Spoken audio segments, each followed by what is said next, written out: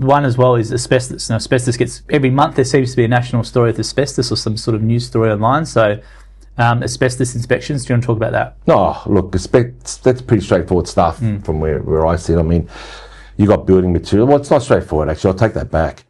Because you can have asbestos in underlying products, right? So, and this is where your construction knowledge comes into play.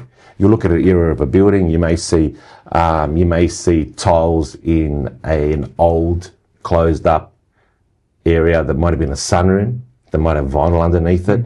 So you still need to use your industry knowledge and periodic build of your homes, understand what materials were built in those times to be able to accurately assess a building prior to construction as to where there may be asbestos within that building. Yep. And that can be quite disruptive in gathering those samples. You may need to pull up a floor to get to the base. You may need to pull off a wall lining.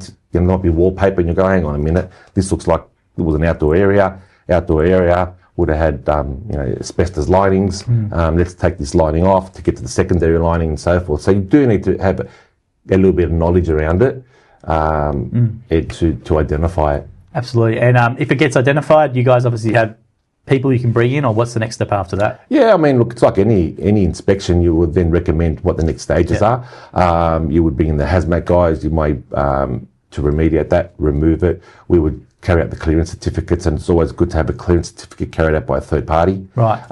Rather than being engaged by the company that's being removed, that's removing the items. That way, the homeowner and the builder are staying clear of that independent process.